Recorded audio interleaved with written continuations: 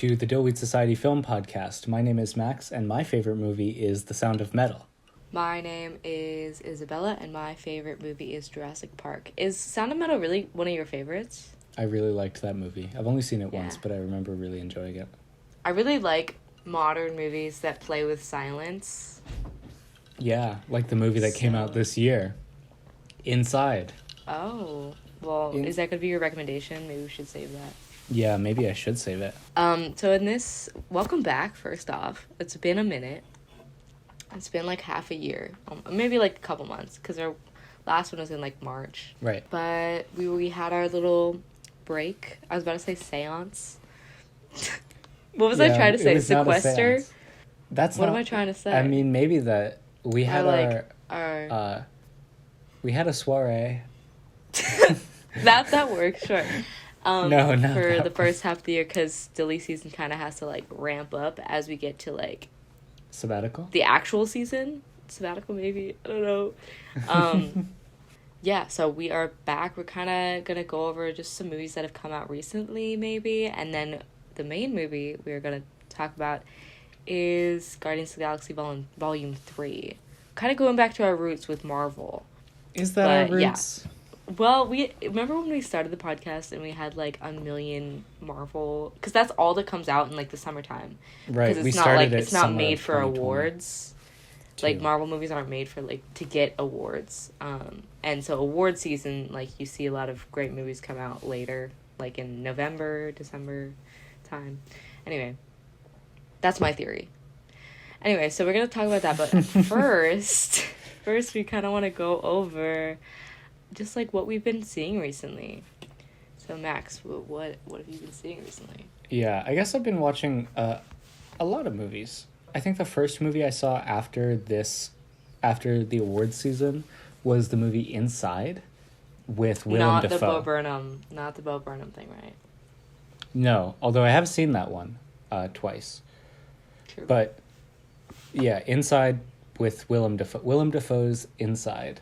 He's like the only actor in it, I think, and like maybe two other actors. That was pretty good. But I've been sort of watching like a number of films, none of which really have touched me yet this year in any like huge way.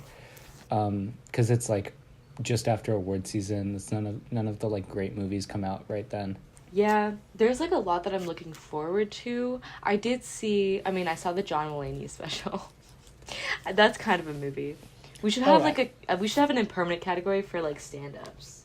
Well, only if there's a lot of stand-ups this year. Only if there's a lot of stand-ups, but I was wary about that one, and it started off rough, and then I was like cackling by the end. Yeah, I liked that one. He's very talented as a comedian. You know, every comedian, no, there's no good comedian, and that's the conclusion. Like even when he was like in his beginning, no good celebrities, period. I was like, well, I think there's a few that like, you know, like John, what is his name? Michael Rappaport's pretty nice. No, I think a lot of like Michael just Shannon's chill. really nice. Okay, well I actually had to take down that podcast. What for? Because Mom texted me and she was like, take down, for disclosed reasons. The cancel culture comes for us finally. There's like a couple F-tier celebrities. But like all I'm trying to say people. is like every celebrity's public persona is like pretty much totally unrelated to who they are actually. Sure. Speaking of celebrities personas, I watched Cocaine Bear, which I loved. Which celebrity is that? I don't know. I was trying to think of. Well, it has like, what's his name? Ice Cube's son, right? Is that right? It has Ice Cube's son in it. And it has what's his name? O'Shea Jackson Jr. Okay. And it has character actress Margot Martindale. It's got Ray Liotta. I think it's Ray Liotta's last film. Wow, it was rest Cocaine in peace, Bear. Ray Liotta. That's so fitting as the last movie for him. Yeah, they also got like Kerry Russell. They got that guy from what's that guy from Modern Family, the gay guy? Except he's not gay in this. And then they also got... which one? There's two. The redheaded one? Yeah. Yeah. And then they also got the young girl from the Florida Project. which I was trying to place her because I watched it at Benji's drive-in theater, and which was a scary place to watch that movie because I just kept picturing a bear coming out of the woods, wreaking havoc. It's a funny movie. It's a wacky movie. I really liked Cocaine Bear. What a wild ride. What a ride. Oh, I saw Mafia Mama. That was really bad. That was such a stinker. What on earth is that? No, I watched it because Toni Collette is the main character, and she's like... She plays a good mom. She's like a mom, and she gets divorced, and her son moves off to college, and then she finds out that her family is like the mafia in Italy, and so she travels back to Italy, and like she becomes the Donna of the mafia. That sounds like a fun ride. I know, that's why I went and saw it, but actually it was kind of actually not enjoyable. Like, it wasn't even campy enjoyable. It was just like not a good time. Damn. I feel like it's that season. It's the season of what's the season? Yeah. It's, you know what I find interesting is, like, I don't know. I feel like there were a lot more like crappy like movies that got nominated for things. Like The Hangover was one. It was like, I don't know, like Ted. There's just like bro-y movies, or like even chick flicks and rom-coms are kind of in a slump. I feel like I can see the rise of them now. Rom-coms are kind of back though. They're in a like 2 month slump, but like overall they're way back from where they were 10 years ago.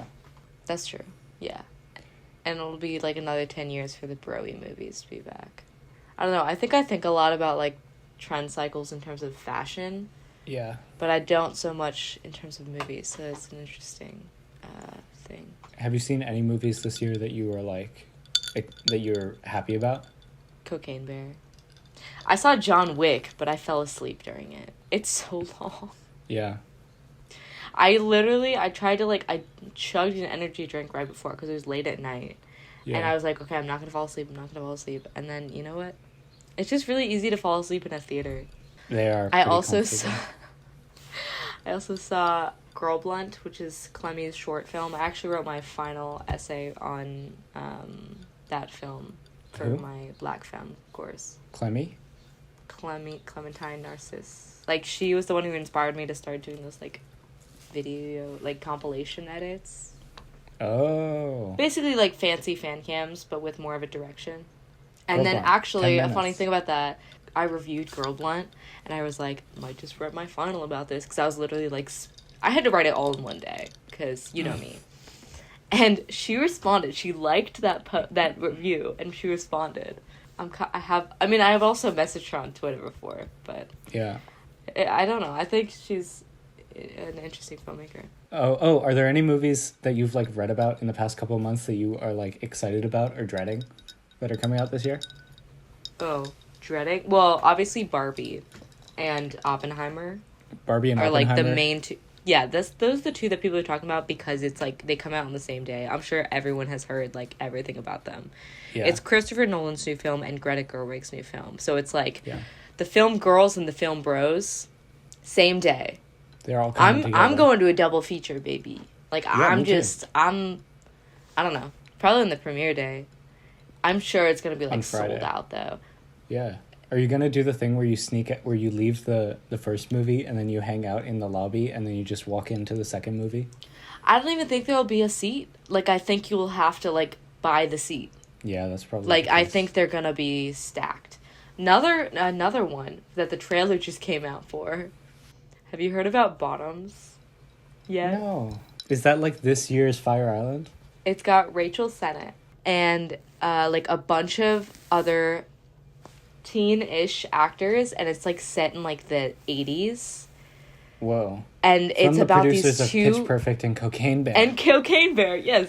And it's about these two like gay girls who start a fight club because they think it'll get all the girls to like be closer to them. And like if you watch the trailer, it's insane. You think that's a little problematic? Like in 10 years we're going to look back at it and be like, hey, maybe this was perpetuating negative stereotypes. But I don't care. I mean, I love Rachel Sennett. I will watch anything that she is in. The entire thing, though, like, it's not genuine. Like, if you watch the trailer, you'll get the vibe. It's, like, so made by gay people for gay people. Like, it's that kind of vibe. You know? Speaking of Pride Month, I am really dreading the Wonka movie. Oh, when is that coming out? That's coming out this year. It's No Timothée way. Chalamet as young Willy Wonka. I'm gonna watch it. It's Wonka I'm Watch. gonna watch it. It's coming out on December 15th, so it's going to be a while. Oh, but my all God. of the screened, it's already all been filmed, right? And all of the, like, images of him, he looks like... Yeah. I don't know, it just looks like... Maybe I'll like it, but as it is right now, I look at it and, like, silly, but it tries to take itself serious. Yeah. You know? Yeah. Here, look at this. Look at his papier-mâché-ass hat. Yeah. Why does he look it's like a little that? veiny. Ew, why does it look like that? You know, with each Willy Wonka thing, we get a new understanding of the man. Yes. I'm talking about him as if he exists. They're biopics at this point. Who's the real Willy Wonka? I think Gene Wilder. Well, you know what I actually think? I think it's the illustrations that were in the Roald Dahl original book. But to me, it's a mix between that and Gene Wilder. Because, like, Gene Wilder's a little stoic, even. Like I was talking to Nick about it the other day, because he loves the Tim Burton one.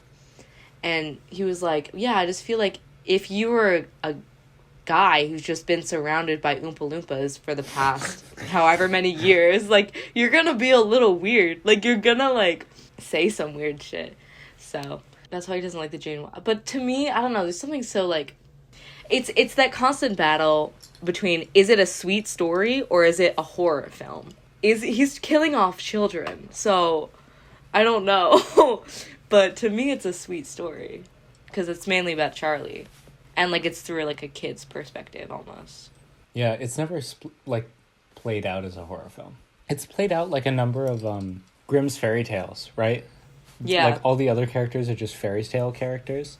Yeah. And I think that that's, like, a very Roald Dahl thing to do, though. Oh, yeah. I mean, he wrote horror stories, too. You know those people who you're like, they look British, but they're not? Yeah, like Timothée Chalamet. Yeah, Timothée Chalamet's one. And then there's people who look American, and they're not. Like Christian Bale. Like Christian Bale. Yes. Christian Bale. And then you got a whole load of Canada people. That can go both ways. Like the flag behind you. Pride Month. Pride Month. And then, anyway, we got some beef with Canada right now. It's literally like red. The sky is red right now where I am. Is that the case? Really? Not yet here. Oh my gosh. Nick is in Alexandria right now. But at his work today, his boss had to leave because he was coughing.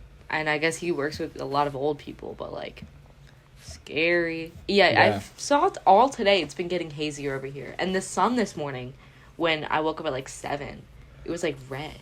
I don't know. Everyone's, like, talked about how this is the apocalypse. On the one hand, this is the first time that it's really happened on the East Coast. On the second hand, this happens on the West Coast every single year.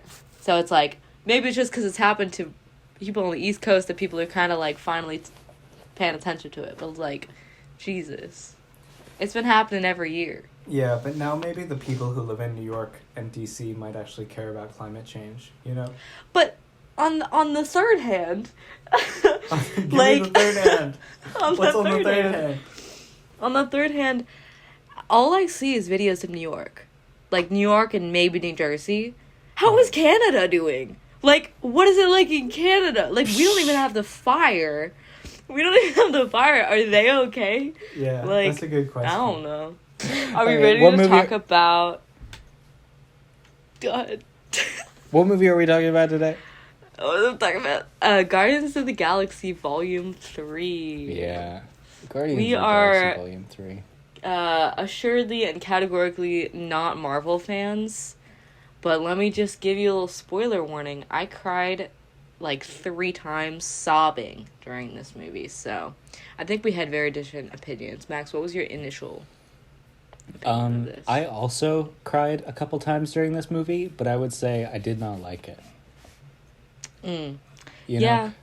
I thought actually, that there were a lot of redeemable traits about it, but in general, like, I came out of it at the end feeling like the resolution to the entire film was, like, really disappointing and actually made me like the rest of the film less. So, if you've been living under a rock, Guardians of the Galaxy Volume 3 is the finale to the trilogy of Guardians of the Galaxy, which started, when did it start? Like 2013 or something? Yeah, that's a really good question, because it kind of defined, like, Marvel humor. It was the original perfection of Joss Whedon humor, you know? Oh, yeah, 2014. Yeah, and so it was, like, the first, like, ensemble superhero film that that really, like, popped off, I think. And we'll talk about that a little bit more. But it's basically... Well, let me read the synopsis, even though you probably already know what it's about, because it's a Marvel film. Peter Quill, still reeling from the loss of Gamora, must rally his team around him to defend the universe along with protecting one of their own. A mission that, if not completely successfully, could quite possibly lead to the end of Guardians as we know them. That is supposed to be one sentence, but it's not. That was split up into 2 sentences. There's no period in the middle? There's a period after their own, and then it says, a mission that, if not... Like, they're talking about... Am I going crazy? A mission that. I think that makes it not a sentence. Anyway. Wait. Yeah. There's a dependent clause in there. Alright. Our father is an English teacher. Okay, so... one thing that I kind of had to catch on to, that is part of, like, the Marvel universe, like, the Marvel, like, setup to everything that they make now, is everything is interconnected. And so what I didn't realize, I hadn't watched the second Guardians of the Galaxy film in a long time. Like, it's been years since I've seen the first or second. And I was like, oh, maybe I missed something. Like, what happened to Gamora? I guess she's dead but came back to life. I didn't realize that happened in another thing because I don't keep up to date with Marvel. So that was something that I was like, okay. I mean, I understand... But you're making me feel left out, like which is their goal, because they want you to watch more shit. But like, it didn't need to happen like that. I don't know. Yeah, it could have been more self-contained, I think. Did you see either of the Infinity War movies? You mean Infinity War and Endgame? Yeah. I never saw Endgame. I knew it happened. She does in Infinity War, remember? Because Thanos throws her off a cliff. Okay. They all meld together. I don't know. They all kind of... I know there was people were frozen in time or something. Oh, yeah, they were all... Yeah, kind of. And then, like, lost years of, like, in the blip, or whatever they call it. Those were, like, the last of the like, Marvel films that I really paid attention to. Yeah. Like, we did podcasts on the Thor movie and the other movie last summer, the Doctor Strange one, but all of them I like, they feel like, what's the point of it all, you know? Going in, I had no opinion, you know. But then, like, as I started watching it, like, kind of immediately from the jump, I was like, oh yeah, Guardians of the Galaxy was, like, one of my favorite movies. Like, when I first watched it, when I was, like, 14 years old or something. Just because it was, like, so... They incorporated...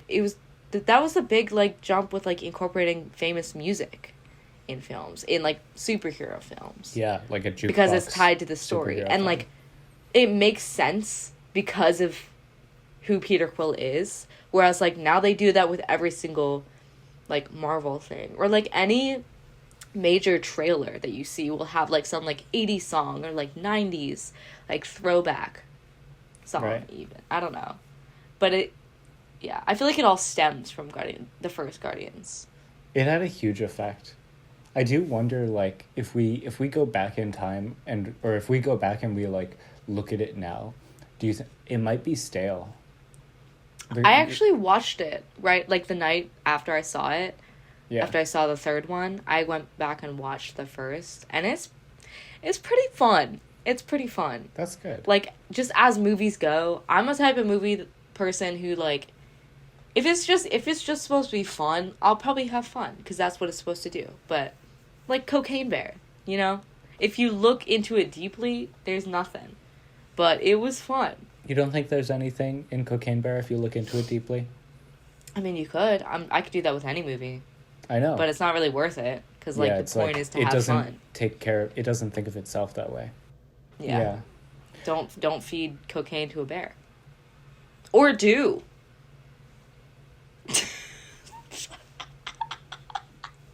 I won't feed any cocaine to a bear for multiple reasons.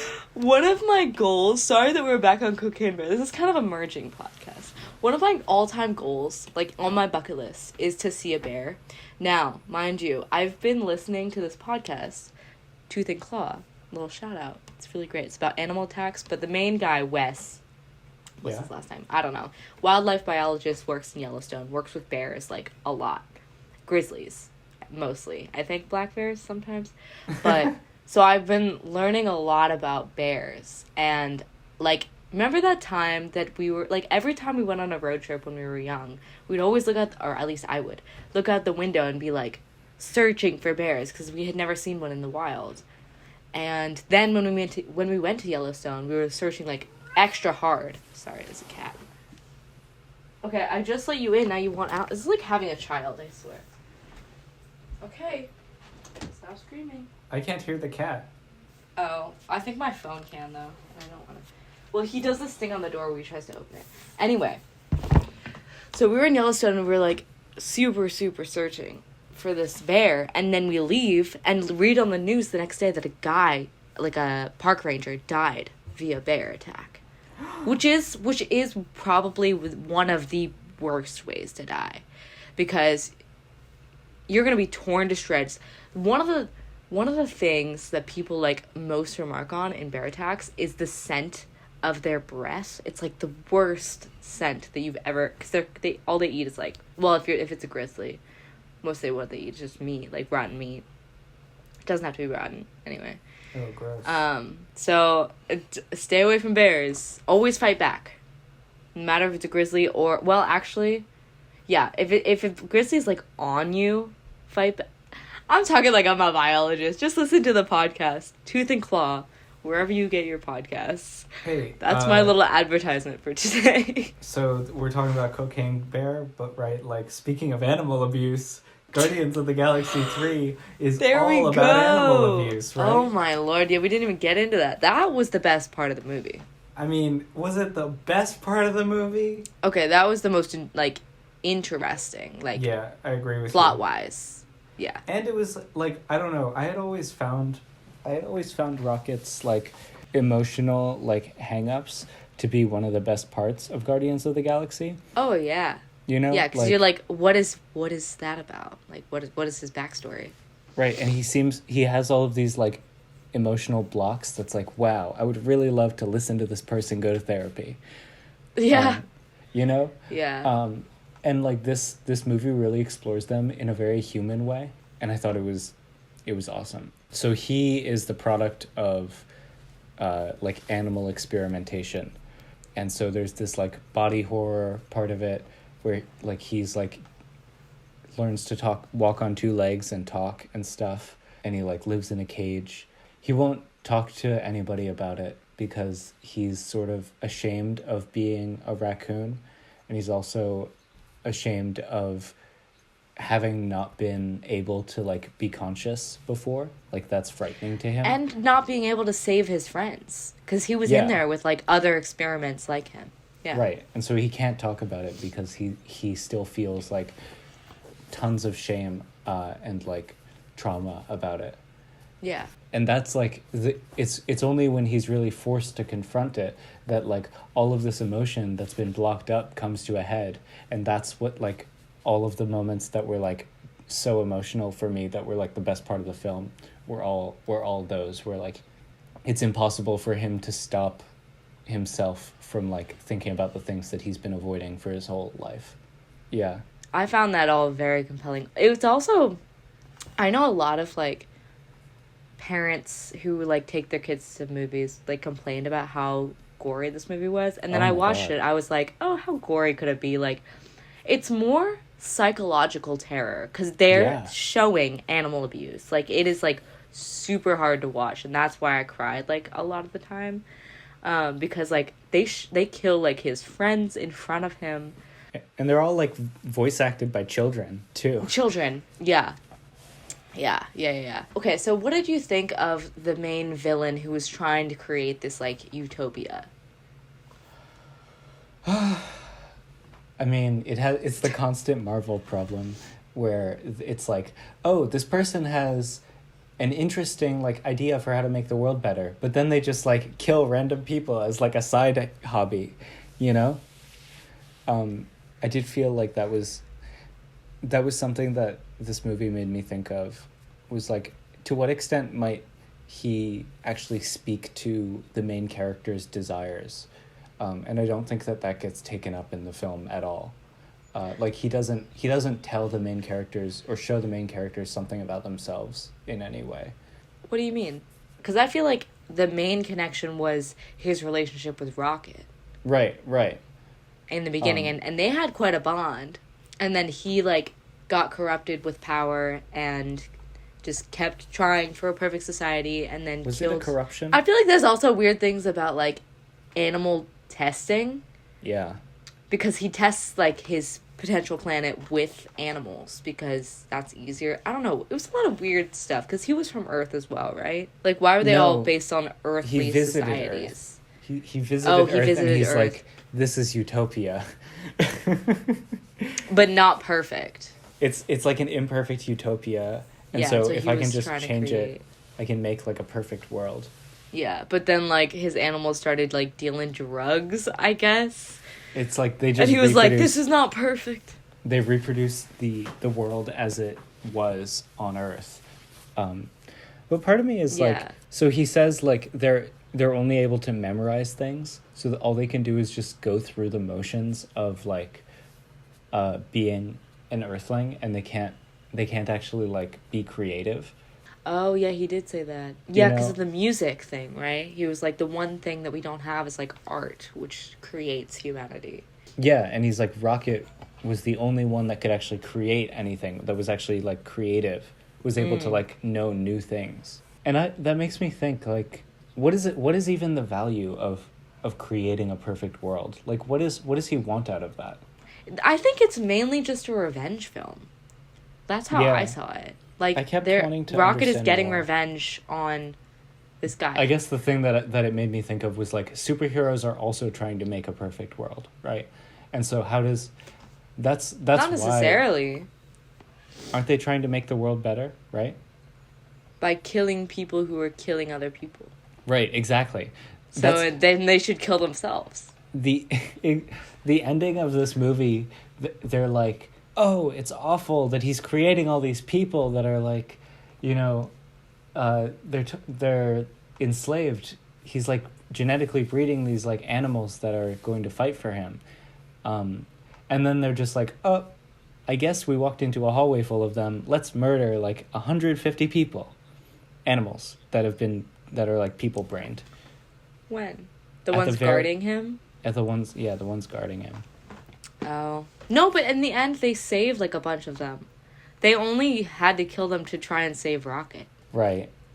I don't know. Yeah, it is a little messy. But then at the end, when they're, like... When they get everyone off of the ship and onto nowhere... Nowhere. I don't know. They were like, oh, we're gonna create a perfect society here with, like, these thousands of new children. And also, how did... What's his name? Gronk? What's his name? The wrestler? Which one? Dave Bautista's character? What's his name? Oh. Drax. What is this? Drax. How does he know... Gronk. How does he know their language? Like, that just came out of nowhere. I don't know. How do they learn a language, period? They're synthetic beings. Yeah, especially when Mantis can understand any language. But she specifically was like, oh, I've never heard this language, I can't understand it. And then all of a sudden Gronk is like, I know, I can understand, speaks... Drax is like, I know. I don't like, what know. the heck? I just feel like there's a lot of plot holes. It was more about, like, the emotional ending to the trilogy, I think. But as an emotional ending to the trilogy, it failed. Yeah. we got to the end of it, and it's like, I guess Peter Quill, like, decided that he can't, and so he leaves, right? Yeah, I cried when he met his father. Grandfather. I cried. Grandfather. You know something that I always forget? What's that? Bradley Cooper is Rocket. Yeah. That just, in my brain, it doesn't compute. It doesn't work. Also, speaking of names and Rocket, I didn't realize his name was a pun of Rocky Raccoon. You didn't? No. I was like, okay, so when he signs his name as Rocket Raccoon at the end, you're like... I was like, okay, all right. That's the reveal. All right. The entire trilogy has been revealing... A lead up, yeah. Yeah, lead up to a big Beatles pun. It's a great song. I like the, what's that band called? Funky, something funk. Oh, and yeah. Funk. New Funk. New Funk is the album. Scary Pockets is the band. Scary Pockets. I like their version of Rocky Raccoon. Yeah, they performed in DC like a month ago. Did you go? No, I didn't go. Oh. I found out like 2 days after the performance. Will Poulter... Oh, yeah, okay, let's talk about eyebrows. Oh, yeah! Let's talk about eyebrows, because I thought his performance in this was quite funny. It was. I had to, like, kind of remember the gold people thing that happened in, like, the second movie, I think. I always love eyebrows. Me too. I think he's great in everything. Narnia, that was his first big break. Captain Eyebrows. I need to rewatch that. He's in Midsommar. He was in Midsommar. Yeah. He was in... He's in The Revenant? The Revenant? I don't remember that. I've never seen the movie We're the Millers. I get told to watch that a lot. Oh, I also haven't seen it. It's got Ted Lasso in it. Is that Ted Lasso? Yeah, it is. That's Ted Lasso. Yeah. Of Ted Lasso fame, Jason Sudeikis. Yeah, I haven't seen any of these other movies. I kind of... Gotta love him. Side tangent, I kind of get turned off by Ted Lasso. I kind of don't like it. Oh, yeah, I mean, you know, yeah. The fact that Jason Sudeikis doesn't have that accent, but he plays this character that, like... What accent? The middle America Southern accent, and he's playing this character that, like, I don't know, like, fetishizes, like, positive traits associated with, like, Southerners, like their courteousness and their, like, friendliness. Like, those are all great, and I think that that's what a lot of people like about it, but it just feels, like, wrong that he's playing this character and, like, pandering to this, like, very, I don't know. He's cosplaying as Southern. He's cosplaying as Southern, and I don't know if I like it, because, like, who are the people who are enjoying Ted Lasso, you know? All the people I know on the East Coast, people. They're, like, imagining this guy. I feel like it's like imagining, fantasy. like, white picket fence type. I don't know. It's like this whole fantasy world, you know? I literally don't know anything about it. Maybe soccer has to do with it. I'm currently watching Ted Lasso, and, like, it's not a bad show. It's a good show, you know? Obviously, like, it's very much like a feel-good show, which means that it panders to, like, the things that make mass audiences feel good today. Right. Is it a comedy? Yeah, it's a comedy.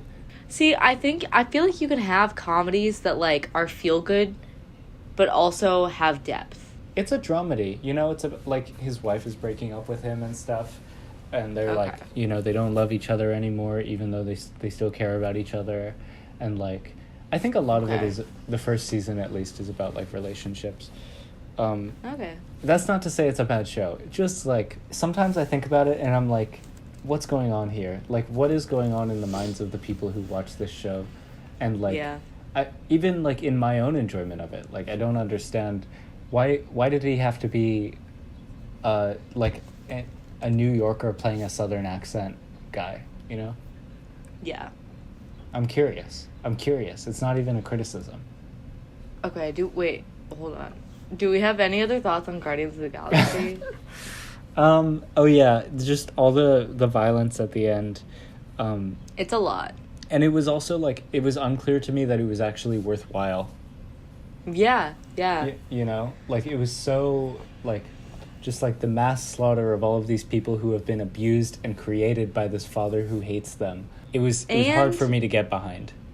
Yeah, when they're trying to save these, it's like that one group is, like, superior to another. It's like... The white-haired humanoids, they're, like, the good ones. Right. What's that about? Yeah. James Gunn, why do you like white hair? But also, like, he has white hair. The fake-out death again. Like, I was crying in anticipation that he was gonna die. And I was like, you know what? That'll do. Like, you know what? Chris Pratt needs to be out of Marvel. Chris Pratt needs to be out of movies. That's okay.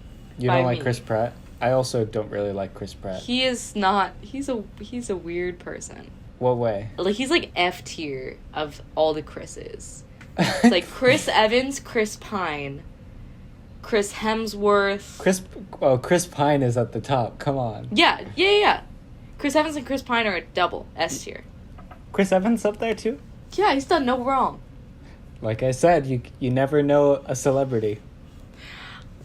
Okay, so what about Chris Pine? Chris Pine is just like a funny guy. Chris Pine, I like his vibe, you know? Agony. He has really good fashion now, and that's a big part of it. He's also always moisturizing now, and his face looks like a glazed Krispy Kreme donut.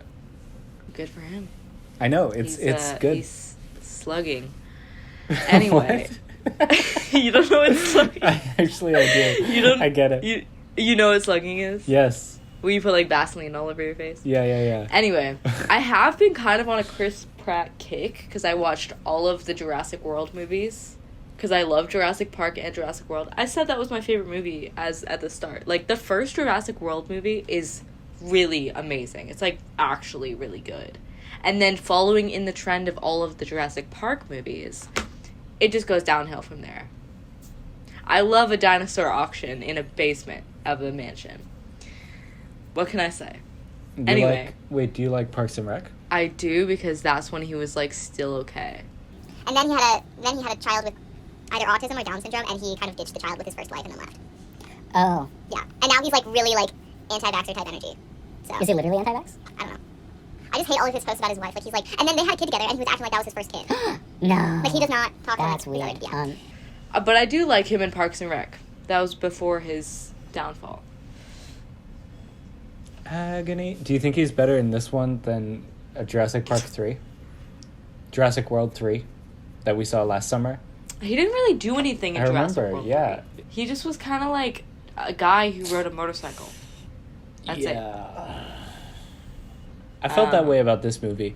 Like, if you compare this movie to the first Guardians of the Galaxy, it's so much more coherent. Like, the first one is so much more coherent about, like, setting up, I don't know, emotional, like, plots. And this movie has to manage so many different characters and, like, evaluate all of them and figure out what they need. It doesn't even give them what they need. Like, Chris Pratt, his character, he has this problem that's brought up in this movie that's also, like, a criticism of him in all of the other movies, which is that he's constantly, like, trying to run away from his problems by seeking like absolution through other women, through, like, women, you know?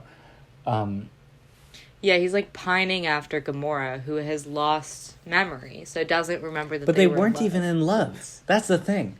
In the original, I think he was obsessed with her, in the second and one she kind of liked him, you know? Oh. Remember, I don't even know what Cheers is? You remember that line? I mean, she didn't. She doesn't. He's, like, upset. Why would she? She's an alien. Exactly. But yeah, you're right. That's a good point. That's good criticism. But the ending is not a resolution to that, because he doesn't... He just ends up, like, being like, I can't keep doing this. I have to go back and, like, see my family. But that doesn't resolve the fact that he's constantly seeking validation through other people. There's nothing to indicate that he's not still, like, doing that, you know? I mean, he's a very flawed individual. That's, like, very clear from the beginning. But if this is the finale, he really hasn't learned much. And honestly, he started off as, like, the town drunk, I guess. I wish they kept more about that, the alcoholism. And then immediately, like, recovered and was, like, in the battlefield. I'm like, that is... if he was supposed to be an alcoholic, that's a little... Yeah, like, where's the shots of him, like... like drinking out of a flask right before a battle and, like, missing, right? You know, like, it seemed like it was something that got left behind. Yeah. I mean, it is, like, semi for kids, so I don't know if they would want to include that. But they included it in the beginning, I'm so surprised that this movie's PG-13. It should be R. I agree. Except they don't really do ratings anymore. Like, Letterboxd, which is my main platform for, like, looking up movies, they're based out of New Zealand, so that makes sense. But, like, the rating system is like, very recent. And, like, a lot of things aren't really using it anymore. Because it doesn't really tell you much. Like, a movie could be perfectly fine and have, like, a couple F words. And it could be rated PG-13. And I'd be like, I'd show that to my kid. Yeah, it's really, like, I don't know. I could see this movie being very traumatizing for children. Yeah. I was so surprised Oh my God. hearing, like, the children in my packed theater on Memorial Day, like saying shit throughout the movie. Not because I was, like, upset by that, because I kind of don't mind. But because I was like, so you think the space station that looks like a butthole is, like, funny, but then also there's all these shots of, like, child animals being tortured and, like, experimented on and, like, kept in I don't know, and, like, shooting they get shot and then one of the little baby animals picks up a gun and shoots their dad, like. Yeah, dude, it's so dark. It's so dark. I actually liked the, like, crazy schlocky, I don't know, like 70s sci-fi stuff that was happening in this. It was very silly. I liked it. Like, all things considered, I really liked this movie. And most people did. It has an average 4.2 out of 5, which is really high. And I think it's because people have that sentimental, like, tie with Guardians of the Galaxy. I hate saying Guardians because I feel like that means I'm a fan. I might be a fan of this, but not Marvel. Anyway, it doesn't have a lot of substance. I did cry, like, sob crying. Like, I had to, like, control my, like, once the tears started, there was no stopping. Yeah, I'm kind of with you there.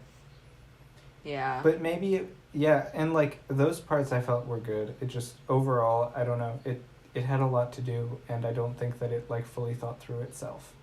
Yeah. For me. I mean, yeah. For me. But I don't begrudge people who didn't like it. Or who did like it. The music in it is really great. I loved the music. They played Creep in it, which I laughed. Ooh. I'm a creep. For, like, a week after seeing this movie, I was just singing that. And I hate that song. I hate it. I have a question for you. What did you think about the Florence and the Machine end party song? I love that song. I love that song too, but I also think, like, maybe it's not a good ending song for this movie. Like, if you listen to the words, dark days are over.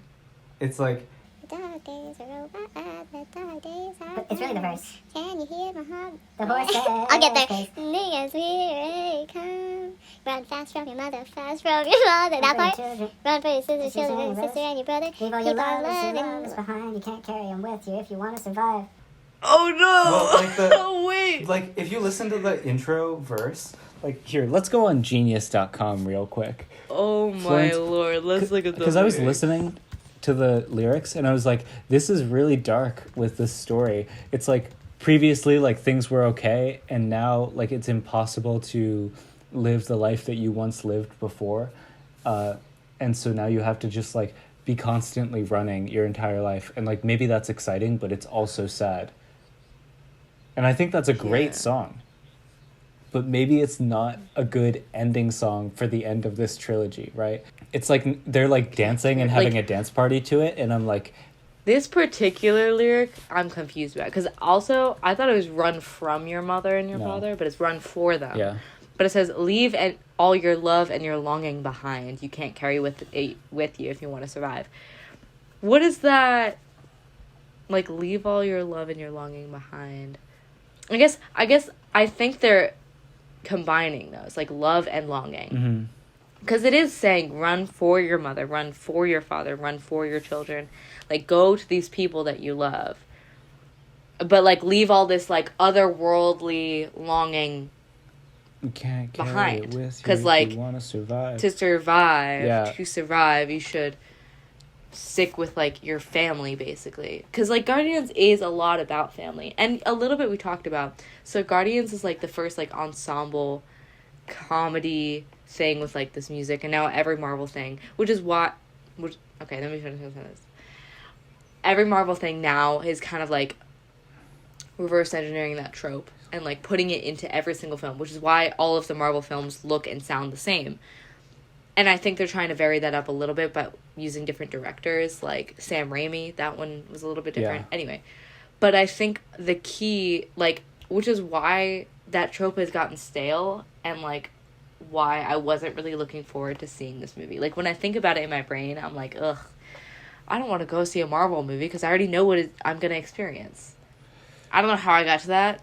No, I agree with you. But I wanted to mention it. I wanted to mention it before we, like, wrapped up. That was the feeling that I got after watching the Dungeons and Dragons movie this year, which I don't want to, like, start the conversation about necessarily, but we could have a quick one. Just, like, I think all of the like, failed Marvel movies have really revealed the facade of it all for me, and I don't find like the simple adventure film super enjoyable anymore for that reason. Like, it's like the Marvel has, like, sucked all of the joy out of that for me, and I feel kind of sad about that. Which is why I was, like, excited to see a movie like the Dungeons and Dragons movie, because it felt like something fresh, while still keeping, like, those witty elements that I kind of love, like, that were in the original Guardians. Anyway, I'm still looking at the Genius lyrics. Me too. Have you heard look at the two verses, right? Happiness hit her like a train on a track. So it's like happiness is, like, typically, like happiness is a bad thing here. Yeah, it's like killing her. She hid around corners from it. She hid under or, like, beds. It's like She killed it with kisses, and from it she fled. With every so she's, okay, drinking to keep away the happiness, you know? Or she, like, tried to chase this certain type of happiness too much that it became nothing, and she had to, like, go back to, like, the roots of family, or like, I'm just trying to see it through Peter Quill's perspective, in which he, like, kind of, like, he was running towards what he was a kid when he was first entered space, and so he, like, his entire life he's been chasing things to just give him, like, short validation. Yeah, that's and true. Like, short happiness, and now it's like the dog days are over. Like, they're, you know, the days of love and longing. You gotta go back. Like, the days of love and longing. Love in the, like, lust sense, I think. Yeah. Not love in, like, in a true love sense. I don't know. I wonder. Happiness hit her like a bullet in the back, struck her like... Yeah. Maybe that's what I get from it. I could see it being, like, a decent... Also, it's a great needle drop. I agree with you. I don't know. It was fun. Like, I was, like, dancing in my seat. I don't know. While crying. Tears were running down my face. Oh, also, something that I should mention. I saw this movie in, like, 4DX. What? So, like, the chair, like, no, come on. Really? In moments. They're still doing that? Yeah. Well, it was either that or 3D, and I was like, there's no way I'm seeing this in 3D. So I got the chairs that, like, they vibrate when there's, like, something scary happens. Also, they tilt you. So, like, all those shots of, like, flying through, they tilted you. So you were kind of, like, in a simulation. It was pretty cool. Maybe that added to me liking it, but I don't know. It was a fun experience. That's great. I saw a movie in IMAX last night, and I was like, wow, that's a big screen. What did you see, Spider-Verse? Yeah. Oh, yeah. It was good. I need to see that. Okay, wait, are we ready to wrap up? Yeah, so what do you... Also, okay, sorry. Maybe we should just have, like, a mini podcast later to just analyze Florence and the Machine, The Dog Days Are Over, because I have new thoughts. But what would you rate this film? Wait, no, share your thoughts, because... So when she says, run fast for your mother, run fast for your father, she's not saying run towards them, but run... For them? You know, for them, right? Because of them? In some way, in service of them, right? And that pairs with leave all your love and your longing behind, right? You no longer can be longing, right? Like, it's because you're in pursuit, you know, or you're running away, right? Like, yeah, it's like a fearful song to me. Well, I think it could be both, because like Peter Quill saw those people as family, his crew, the Guardians, as family. Even though he's going back to Earth to see his grandfather, it's not really family to him. Like, he doesn't know him that well. It's been like 30 years or something, right? So run for because his friends were urging him. Like, they kept trying to like have these conversations with him throughout the movie to like, you need to sort out your own thing, because what you're doing right now is not okay. And so he's not, I think in my head I was thinking run mother and father back on Earth, but I think what that's really saying is his family with the Guardians. Yeah, I think you're right. What is the happiness that hit her? Happiness hit her, I just guess like childlike freedom almost in space as like a 20-year-old, or I guess he was like 30 in the first film. He's like running from this joy, his whole life though, right? He's like constantly distracting himself from what like he could actually be through like projecting the solution to his problems onto like money or women or alcohol, right? Yeah. That's something that I really see in his character. Because he was when he first got picked up, he was with what do you call them? Ravengers or something? Where they, like, stole things from people, basically, and sold them for money. Yeah, exactly. So that's how he was raised, yeah. Anyway, it's an interesting song, and I think, I feel like there's a lot more to say, like, to understand about this film, but I also, I want to know, what's your rating? What would you give it? Don't change it, because I don't change it. You don't want to know. You don't want to know. Guess. You gave it a 4 out of 5. I gave it a 4.5 out of 5. Really? Yeah, I really enjoyed it. Oh, wow. It probably would go down now, but I rated it right after I saw it, so. Yeah. Let me guess what you gave it. 3? No, 2. Oh, man. Yeah, like, I kind of regret seeing this movie. What? I kind of felt like it was like killed the afternoon, you know? Yeah. Oh, I do remember not in you a way texted that it me was that. like emotionally impactful on me, even just like I wish I had gone and seen a different movie, you know? Like I didn't feel like it just felt hollow, and there's something about seeing other people happy that makes me really sad, you know? Okay. I'm joking. All right. Anyway. Cut that out. Cut that one out. No, I won't. I'm going to leave it in. Anyway, that is our review of Guardians of the Galaxy Volume 3. I think it might still be in theaters. It's probably going to come to Disney Plus soon or something. But we're going to quickly wrap up with reviews. Oh, yeah. Not reviews. Recommendations. With the recommendations. And what are you going to recommend? Max, okay, I'm going first. I don't know. I mean, y'all know at this point how much I love Cocaine Bear, but I think I'm going to switch it up with a TV show. Yeah. I'm going to go with Jury Duty.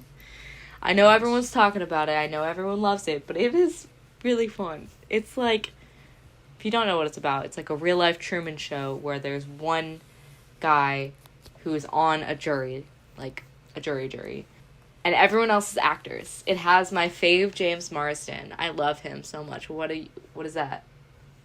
No way. Yeah, have you not seen it? That's so unethical. I've never heard about this before. Oh my god, no, there's like he had like PTSD from it. He kept wondering if like people were is he still actors. In the game? Yeah, and like he had to call up like James Marsden and be like, hey, I keep thinking that like I'm in the simulation, and James had to be like, no, you're good. But he's like pretty famous now. He's like gone on most talk shows because of how crazy. But it's a really fun watch. You should watch it, Max. It is on Amazon Prime. Maybe I'll watch it tonight. I am watching the last episode of Better Call Saul tonight. Oh, word? Yeah, it's really good. Oh, word? I feel like I'm getting Jesse vibes right now. Yo, Mr. White. He's in the ending of the show. He's at the end of it. Sorry. Yeah. I can't do a good accent. It's a great show. Jesse. It's a really good show, and I've been thinking about it a lot. I think like the way that Anyway, I would recommend that show. That didn't come out this year. That's just, I'm watching that, and then I'm going to watch Jury Duty. But the movie I would recommend from this year is Beau is Afraid by Ari Aster. I thought that movie was... My smile just sank to the floor, and it's melting, and it's actually, like, corroding the carpet, and it's going through the bottom, and it's going into the soil, and a dead tree is just going to grow out. Yeah, that's a very Ari Aster thing to say. Whoa, that's the... Okay. I hate Ari Aster, as we know. He's made two good movies. The only 2 movies he's made are good. No. I think his first movie is just... Don't look it up. You don't want to know what it's about. It's a psychological horror film. It's literally going to screw you up. All I know from the movie is that there's a penis monster. About Beau is Afraid? Yeah. It's a great Nick's film. roommate Joseph told me about it. And anyway, yeah, you can like it. It's whatever. It's like... I know I can like it. The way I would describe it is like if you had an anxiety dream where like it's not like supernatural, it's just like the worst possible thing just keeps happening over and over again for like a weirdly prolonged like multi-phase dream. That's what the movie is.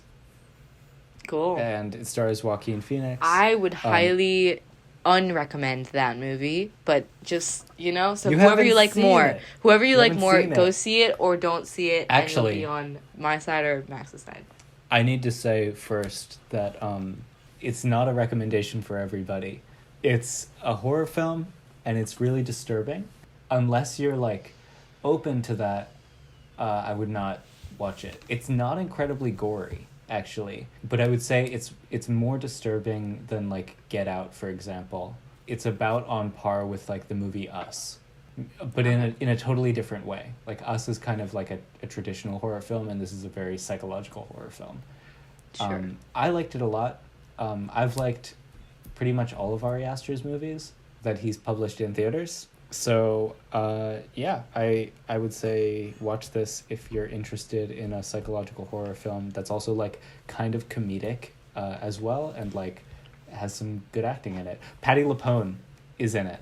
And she's great. She really only shows up... It has, like, Parker Posey and everything. So here's my little one-sentence spiel, or my one-sentence critique of the film and Ari Aster. You haven't seen the film. And I've said this before, and I'll say it again. Once you give a, like, film school-raised male director, not to make it gendered, but it is, total creative freedom, they will make a shit movie. Like, everyone signed on to do this movie after Midsommar, after Hereditary, because they loved what Ari Aster could do. But when there's no checks and balances, and you got Joaquin Phoenix, you got Parker Posey, you got Patti LuPone, you got literally everyone under the sun in this movie, you could just tell. It's just too much. Anyway, that's my one critique. I just think there needs to be checks and balances with every director, specifically every male director who went to film school or began making films when they were really young. Yeah. Any male film director. I will say, this movie is the most overindulgent film Ari Aster has ever made. Yep. So happened with right. Babylon. That's You're my second example. Bella, your theory is entirely 100% correct, and I have to say that's true. But I actually really liked this movie, so that's fine. Sure, yeah. And again, I haven't seen it. I'm just talking out of my ass. And also, everybody I saw it with hated it. So that's another there you point. Go. But with that said, thank you for listening. Thank you for listening. You can support us, I guess, by, if you want to be a part of the Dillweed Society, go to apply.dillweedsociety.com and you can apply to become associate. We're kind of going to start posting again on our Instagram, which is Dillweed Society. Yeah, you can find all our resources on dillweedsociety.com or email us if you're interested in anything, if you want to be on the pod, if you want to hear us talk about something, blah, blah, blah, blah, dillweedsociety@gmail.com. And we will catch you guys whenever we see you. We'll catch you on the next episode. What? What?